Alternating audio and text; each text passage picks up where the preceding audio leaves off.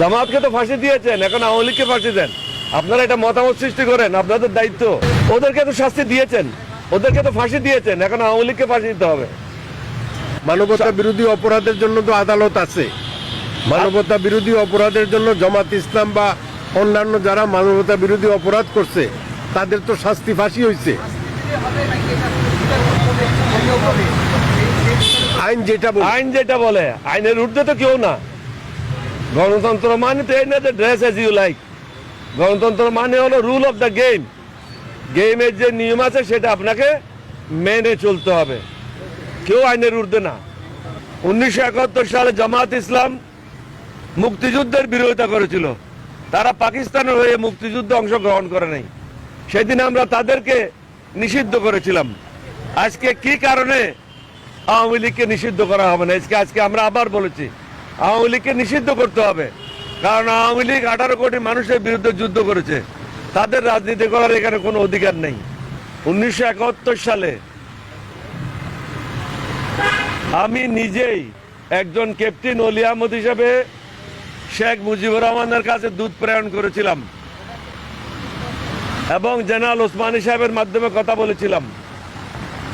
আমরা বলেছিলাম বিদ্রোহ করতে রাজি আছি, বেঙ্গল রেজিমেন্টের 5টা ব্যাটালিয়ন, ইপিআর এর সদস্য, পুলিশ সহ পাকিস্তানিদেরকে অতি সহজে আমরা পরাজিত করতে পারবো। উনি আমাদেরকে উত্তর দিয়েছিলেন এক ইয়াহিয়া খানের পরিবর্তে অন্য ইয়াহিয়া খানকে এখানে আনতে চায় না। অর্থাৎ তিনি তৎকালীন পূর্ব পাকিস্তান বা বাংলাদেশের প্রধানমন্ত্রী হইতে চান নাই, তিনি হইতে চেয়েছিলেন পাকিস্তানের প্রধানমন্ত্রী। এটা পরবর্তীকালে উনি পাকিস্তানিদের সাথে শেরাটন হোটেলে একাধিক বৈঠক করে এবং সর্বশেষ উনি বলেছিলেন আগামীকাল থেকে হরতাল হবে। অর্থাৎ তিনি যে স্বাধীনতা আসবে বা আমরা যুদ্ধ করব এগুলি তিনি কিন্তু তার চিন্তায় ছিল না, তিনি এগুলি কারো সাথে আলোচনাও করে নাই। তাজউদ্দিন সাহেবের মেয়ের বই দেখলেও বলবেন, গতবার আমরা বলেছি ওই বইতেও লেখা আছে তাজউদ্দিন সাহেব টেপ রেকর্ডার নিয়ে গিয়েছিল, শেখ মুজিবুর রহমান স্বাধীনতা ঘোষণা করতে অস্বীকৃতি জানায়। আমি সর্বপ্রথম বিদ্রোহ করি শহীদ রাষ্ট্রপতি জিয়াউর রহমানের নেতৃত্বে এবং জিয়াউর রহমান সাহেবকে নিয়ে রেডিও স্টেশনে যাই, ওখান থেকে বাংলাদেশের স্বাধীনতা ঘোষণা করা হয়। এটাই প্রথম বাংলাদেশের স্বাধীনতা ঘোষণা ছিল, এর আগে কোনো ঘোষণা হয় নাই। এখন প্রশ্ন হচ্ছে আপনারা আমরা সবাই পুরা জাতি একটা যুদ্ধের মধ্যে গেলাম আগস্ট জুলাই মাসে। এই যুদ্ধটা কার বিরুদ্ধে হলো? এই যুদ্ধটা হলো আওয়ামী লীগের বিরুদ্ধে। আওয়ামী লীগের বিরুদ্ধে যুদ্ধটা কেন হলো?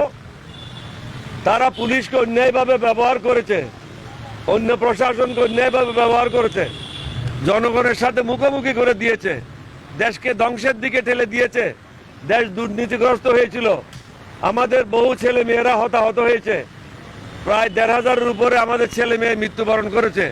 অনেকে বলে কয়েক হাজারেরও বেশি হবে, যার কোনো হিসাব নাই, যেগুলি পোড়ায় দেওয়া হয়েছিল। 15,000 বা 20,000-এর উপরে বিভিন্নভাবে আহত হয়েছে।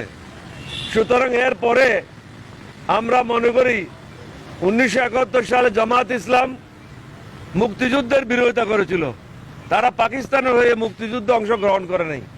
সেদিন আমরা তাদেরকে নিষিদ্ধ করেছিলাম। আজকে কি কারণে আওয়ামী লীগকে নিষিদ্ধ করা হবে না? আজকে আমরা আবার বলেছি আওয়ামী লীগকে নিষিদ্ধ করতে হবে, কারণ আওয়ামী লীগ 18 কোটি মানুষের বিরুদ্ধে যুদ্ধ করেছে, তাদের রাজনীতি করার এখানে কোনো অধিকার নেই। তারা সবাইকে ব্যবহার করেছে তারা ক্ষমতায় টিকে থাকার জন্য।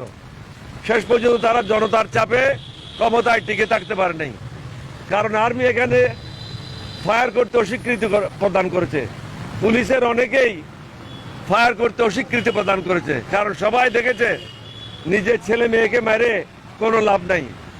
আমরা তত্ত্বাবধায়ক সরকারের প্রধানকে এই পয়েন্টটাও দিয়েছি, অন্তর্বর্তীকালীন সরকারের প্রধানকে এই পয়েন্টটা দিয়েছি। আর একটা গুরুত্বপূর্ণ পয়েন্ট দিয়েছি, সেটা হলো অনেকগুলি কমিশন করা হয়েছে। আমরা বলেছি শুধু কমিশন করলে হবে না, কমিশনকে দায়িত্ব দিতে হবে, ওনার সাথে যে 5 জন বা 4 জন লোক আসবে তাদের সাথে নিয়ে একটা রূপরেখা তৈরি করবে। এই রূপরেখা তৈরি করার পরে পুরো বাংলাদেশ থেকে তারা যারা যারা মনে করে কিছু বিশেষজ্ঞ আছে, লিমিটেড সংখ্যক বিশেষজ্ঞদের সাথে মত বিনিময় করবে, মত বিনিময় করে নতুনভাবে আবার খসড়া প্রস্তুত করবে। তারপরে সমগ্র বাংলাদেশ থেকে যারা বিশেষজ্ঞ আছে তাদের মাধ্যমে ওয়ার্কশপ করবে, ওয়ার্কশপের মাধ্যমে চূড়ান্ত করা হবে আগামী দিন কোন সেক্টরে কি সংস্কার করা হবে। তারপরে রাজনীতিবিদদেরকে এই সংস্কারের কপিগুলি দেওয়া হবে।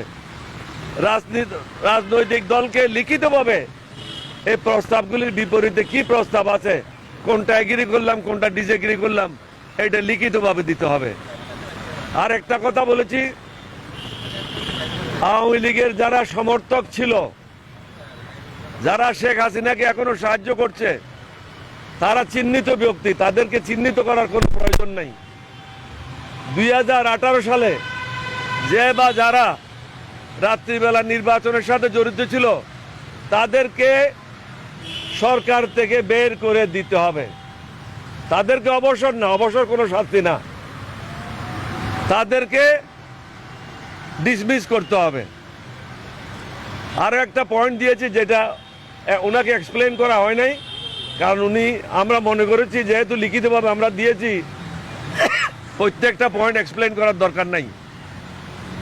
শেখ হাসিনা তার সময় যে সমস্ত অফিসাররা বা কর্মকর্তারা 100% পেনশন বিক্রি করেছে তাদেরকে তিনি পুনরায় 100% পেনশন দিয়েছে, যেটা অন্যায়।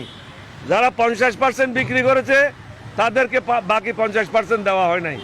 অর্থাৎ যারা বেশি বিক্রি করেছে তাদেরকে উনি আবার বেশি টাকা দিয়েছে। 100 ভাগ যারা বিক্রি করেছে তাদেরকে 100 ভাগ পেনশন পুনরায় দেওয়ার ব্যবস্থা করেছে। যারা 50 ভাগ বিক্রি করেছে তাদেরকে কোনো বৃদ্ধি করা হয় নাই। সুতরাং 50 ভাগ যারা পেনশন বিক্রি করেছে তাদেরকেও 100 ভাগ করে দিয়ে বৈষম্যটা দূর করা হোক। এইভাবে আরো 22টা 23টা পয়েন্ট আছে, আপনারা পয়েন্টগুলি পড়ে দেখবেন। এই পয়েন্টগুলি হলো জনগণের জন্য। আমরা বলেছি সাহসিকতার সাথে এগিয়ে যান, আমরা আপনাদেরকে সর্বতভাবে সাহায্য করব, কারণ এটা একটা ওয়ার টাইম গভর্নমেন্টের মতো, এটা পিস টাইম গভর্নমেন্ট না, এটা war time government. War time গভর্নমেন্টের জন্য যা যা করতে হয় কঠোর হস্তে দমন করতে হবে। এখানে সহজ সরলভাবে কিছু করার কোনো অবকাশ নাই। যারাই অন্যায় করবে তাদের বিরুদ্ধে কঠোর হতে হবে, ব্যবস্থা নিতে হবে। হাসিনার যারা কঠোর সমর্থক ছিল তাদেরকে চাকরিচ্যুত করতে হবে এবং তাদের বিরুদ্ধে তদন্ত করতে হবে, প্রয়োজনে জেলে নিক্ষেপ করতে হবে।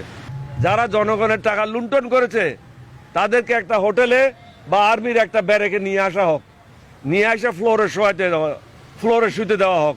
অনেকদিন তো নরম বিছানে শুয়েছে, ফ্লোরে শুতে দিয়ে তাদের বিরুদ্ধে যে টাকাগুলির অভিযোগ আছে ওই টাকাগুলি রাষ্ট্রের পক্ষে পরিশোধ করার জন্য বাধ্য করা হোক।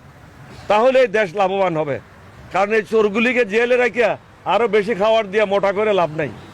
তাদের কাছ থেকে ব্যারেকে পাকার উপরে সহায় দিতে হবে। আর্মি ব্যারেকে নিয়ে যান বা পুলিশের ব্যারেকে নিয়ে যান এবং যত টাকার অভিযোগ আছে টাকাগুলি তাদের কাছ থেকে উদ্ধার করেন। তাদের যে ঘর বাড়িগুলি যেগুলি আছে দলিলগুলি উদ্ধার করেন, এগুলি বিক্রি করে সরকারি কোষাগারে জমা করেন। এই পয়েন্টটা আমরা বলি নাই, আশা করি আপনারা এটা জনগণকে জানাবেন। এটা আমাদের মতামত। আপনাদের সবাইকে ধন্যবাদ। আমাদের কথা বললেন যে তাদেরকে নিষিদ্ধ করা হয়েছিল এবং তারা তো আবার তাদের যথেষ্ট জনসমর্থনের কারণে তাদেরকে আবার ফিরিয়ে দিতে হয়েছে। আওয়ামী লীগের তো উল্লেখযোগ্য একটা সমর্থক গোষ্ঠী আছে বাংলাদেশে। আপনি কিভাবে জানলেন? আমার এলাকাতে ইউনিয়ন কাউন্সিলের চেয়ারম্যানরা পলাইছে, আপনি জানেন না? বাইতুল মোকাররমের ইমাম সাহেব পলাইছে। এর থেকে বড় উদাহরণ আর কি চান? একটা চোর কি করে ঘরে থাকে? একটা এমপি নাই, একটা মন্ত্রী নাই, একটা এমপি নাই, মন্ত্রী নাই, ইউনিয়ন কাউন্সিলের চেয়ারম্যান নাই, মেম্বার নাই, চৌকিদার নাই, মসজিদের ইমাম পলাই গেছে, আর কি চান?